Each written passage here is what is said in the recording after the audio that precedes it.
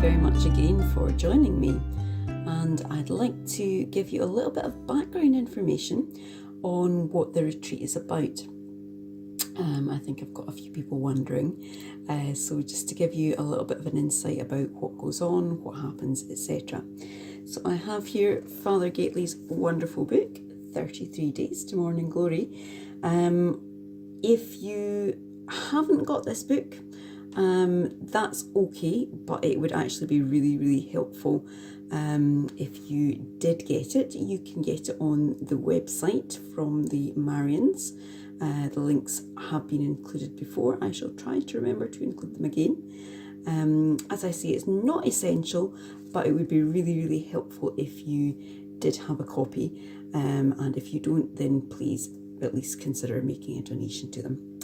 Okay, so let's hear a little bit about what this retreat is about. This is not the introduction that will be on Monday.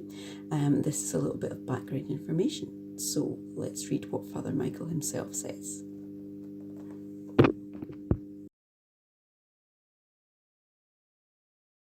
Why I wrote this book and how it works. I wrote this book for one main reason. Total consecration to Jesus through Mary, or Marian consecration, truly is, quote, the surest, easiest, shortest, and the most perfect means, end quote, to becoming a saint. And there should be an easy and updated way to dive into such a blessing.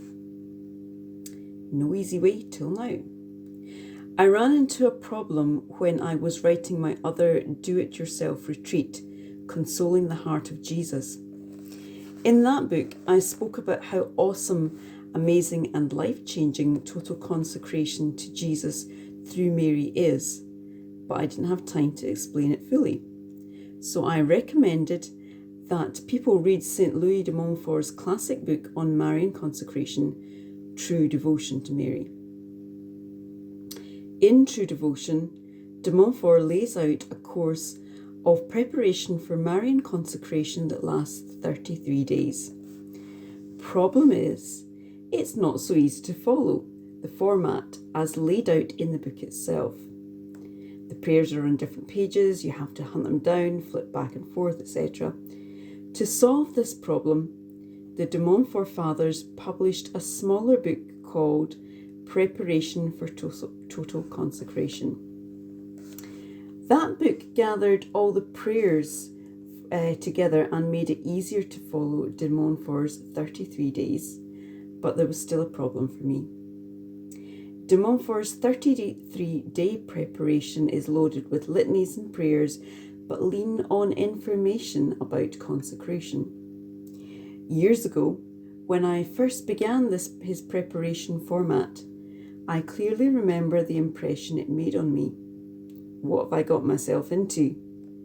It seemed that I'd begun a 33-day prayer marathon, and I wondered if I'd be able to persevere to the end. Eventually, I resigned myself to the idea that to gain the crown of Marian consecration, I'd just have to, quote-unquote, pay my dues by reciting the long list of prayers that grew each week. Don't get me wrong, it's fitting that we make some kind of sacrifice in order to receive a gift as great as Marian consecration. Moreover, I don't mean to disparage focal prayer, which has immense value and is an, quote, essential element of the Christian life, end quote. It's just that I personally find more spiritual fruit not in reciting long prayers, but in pondering in my heart inspiring teachings on Marian consecration. I've learned there are not a few others who feel the same way, and I don't want them to miss out on such a treasure as Marian consecration because of so many lengthy prayers. So I wrote this book. I did so with the belief that a preparation for Marian consecration, or a preparation for renewing one's consecration, doesn't have to be a prayer marathon. Rather, it can be a less daunting experience of spiritual reading and prayerful pondering. Of course, there are those who may find the spiritual nourishment in the original 33-day preparation, and that's great. But I wanted to provide an alternative for those who, like me, sometimes struggle with saying so many long prayers. Also, I wanted to provide for everyone, litany lovers included, an updated version of St. Louis' original 33 preparation that would include many new riches from contemporary sources, a Marian consecration for the third millennium. In Consoling the Heart of Jesus, I made an amazingly bold claim. I said one could get all the graces of a 30-day Ignatian retreat, not in 30 days, but in just one weekend. In being so bold, I took my cue from Venerable Father Pio Bruno Lanteri, 1759 to 1826, who claimed that someone could have everything he needs to, quote, become a great saint, not in 30 days, but in just 8. Why did Lanteri believe his retreats could be shorter than, yet just as effective as a 30-day retreat? Because he gave them special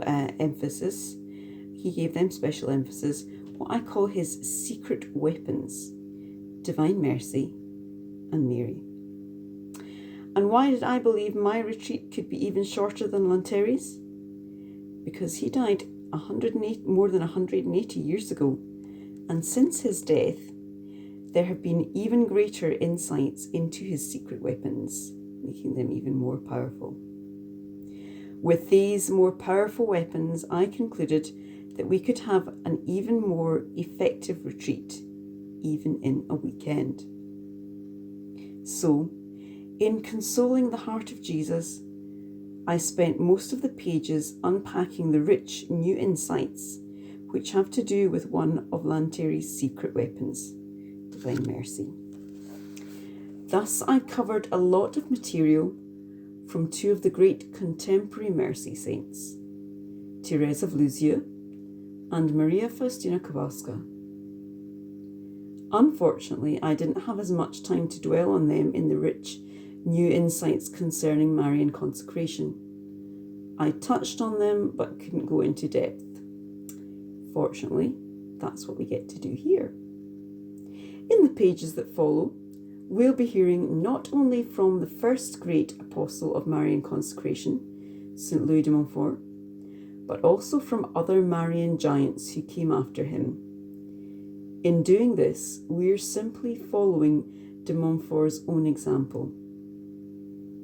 In his day, he gathered and synthesized the teachings of the best experts in Marian spirituality. Were he alive today, there's no doubt he would present the teachings of our contemporary Marian experts. So who are they? There are plenty of them, but I've chosen for our reflection the big three. Specifically, I've picked the top 3 Marian saints who have most dramatically added to the beauty and richness of consecration spirituality. They are St. Maximilian Kolbe, Blessed Mother Teresa of Calcutta, now Saint Mother Teresa of Calcutta, and Saint Pope John Paul II. When we add St. Louis de Montfort to this mix, we've got a grand total of 4 Marian giants who will help lead us through a power-packed and updated form of Marian consecration. How the retreat works. Each week of this 4-week retreat, plus 5 days for review, we'll read about how one of our 4 giants of Marian consecration lived out his or her consecration to Jesus through Mary. The goal will be not just to read about them and their teachings, but, like Mary, to ponder their message in our hearts. So for 33 days, we won't be going through a long list of prayers. Rather, we'll do our best to spend all day, each day, pondering the day's teaching. Or if we do our reading in the evenings, we can spend the day pondering the previous day's teaching. As we know from sacred scripture, this heart-pondering attitude is specifically Marian. See Luke 2:19 and 51. It's something we can do no matter how busy we are. Moreover, I've included a short prayer to go with each day's reading to help us ponder the day's lesson. And because our goal during these 33 days is to remain in an atmosphere of heart-pondering prayer, I've called this time not just a preparation, but a retreat. Of course, 33 days is a long time to be on retreat, and it might just happen that, despite our good intentions and best efforts, we'll miss a day or days of the readings and prayers. If this happens, we need not get discouraged, and we surely shouldn't quit. Instead, I suggest that we simply read the text for the days we missed as soon as we can and keep going with the retreat. The Lord knows what's in our hearts, and if our desire truly is to make the consecration, we shouldn't let any temptation stop us. Believe me, it's very likely that we'll face temptations to cancel our preparation, but let's not give in. Let's do our best to be faithful to the readings and the prayerful pondering for each day. If we falter because of negligence, let's tell the Lord we're sorry, trust in His mercy, make up the missed readings, and keep going. The reason I suggest that we make up any missed readings has to do with the structure of the retreat. Each day's teaching builds on the next, and all the parts converge at the end to give a complete picture of Marian consecration. So we surely wouldn't want to skip an essential part. Moreover, because this retreat is so structured, it may be helpful at the outset to briefly consider a breakdown of the 4 full weeks of the retreat, keeping in mind that the last 5 days are reserved for review. And at this point, he gives us a little short table here. So it basically says week 1, we'll be looking at the teachings of St. Louis de Montfort. Week 2 is for St. Maximilian Kolbe. Week 3 is for Mother Teresa, Blessed Saint Mother Teresa of Calcutta. And week 4 is for Saint Pope John Paul II. Saint Pope John Paul II. Now, before we begin the retreat itself, I thought I'd include an introduction to Marian consecration. The introduction is not part of the 33 days of preparation. Instead, it's a kind of preparation for the preparation. And this is a good thing because while the introduction can be read at any time, I recommend doing the retreat itself during one of several specific times. In other words, I suggest that we follow St. Louis' advice to schedule the 33 days of preparation so that they will end on the vigil of a Marian feast day. To help us figure out when we might want to begin, here's a chart that breaks down the starting dates and feasts.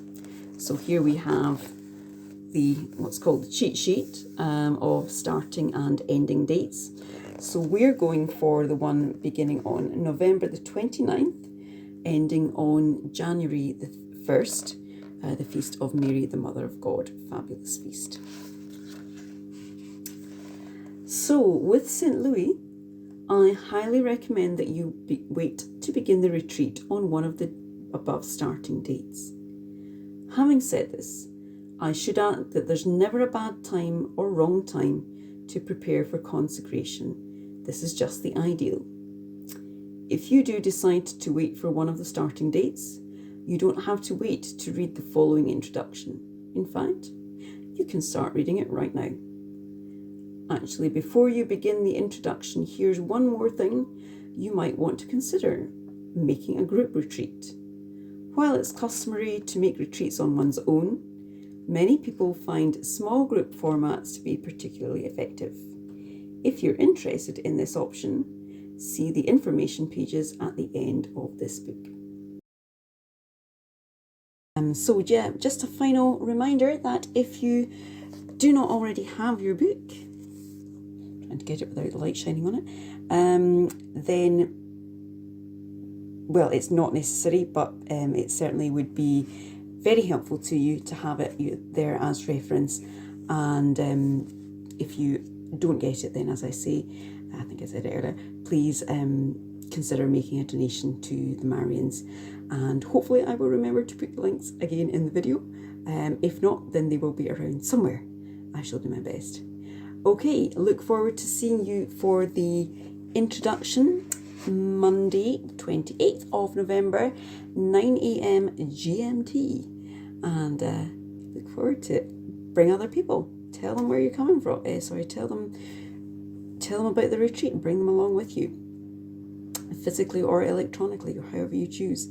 And one final thing, which, yeah, if you've already done Marian consecration, then totally feel free to join us again. The more they recommend that you renew it at least once a year. So it's an excellent opportunity. So fabulous. Right then, have a lovely weekend. Thank you and God bless. Bye bye.